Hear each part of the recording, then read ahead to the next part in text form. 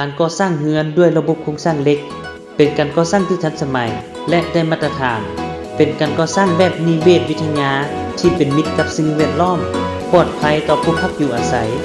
สามารถก่อสร้างได้หลากหลายรูปแบบตามความต้องการของลูกค้าซึ่งแต่ละขั้นตอนการผลิตวัสดุและอุปกรณ์การก่อสร้างเรือนแม้นมีการออกแบบมีการคิดใน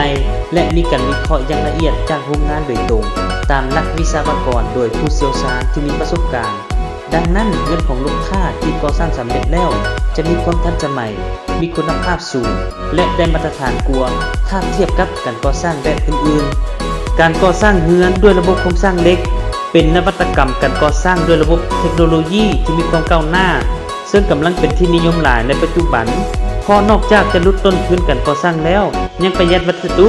และเวลาในการก่อสร้างอีกใช้เวลาสั้นๆเพียงแต่ 3-4 เดือนการก่อสร้างก็สำเร็จสมบูรณ์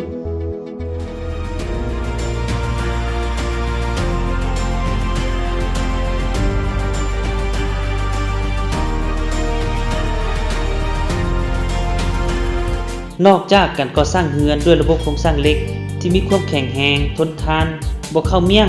ต้านทานแผ่นดินไหวแล้วยังมีการตกแต่งภายในด้วยฝาและเพดานสำเร็จรูป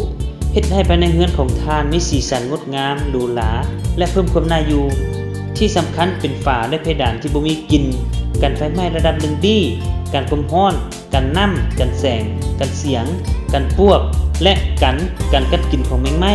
ภายในเรือนมีความเย็นสบายกว่ากันก่อสร้างแบบอื่นๆพร้อมทั้งยังคายความร้อนได้ดีการบริการของพวกเขาแมนทั้งบริษัทจะมีการออกแบบให้ลูกค้าฟรีจนกว่าลูกค้าจะพอใจการบริการอื่นๆหลังการก่อสร้างมีการรับประกันตัวโครงเหล็กหลังการก่อสร้างถึง70 ปีอายุการใช้งานยาวนานถึง100 ปีรับประกันฝาและเพดานตกแต่ง5 ปีอายุการใช้งานยาวนานกว่า30 ปีขึ้นไปมาเป็นครอบครัวเดียวกันกับพวกเขาบริษัทจงจิ้งจะอยู่คู่กับสังคมลาวและจะขอเป็นส่วนหนึ่งในการสร้างฝันของท่านให้เป็นจริงบริษัทตั้งอยู่ถนนเต2ตลาดลาวแสงตาวันตรงกันข้ามกับตลาดซังเจียงบ้านอุกมุงเมืองศรีโคตบองนครหลวงเวียงจันทน์สอบถามข้อมูลเพิ่มเติมได้ที่เบอร์020 5599 9014 020 9758 6797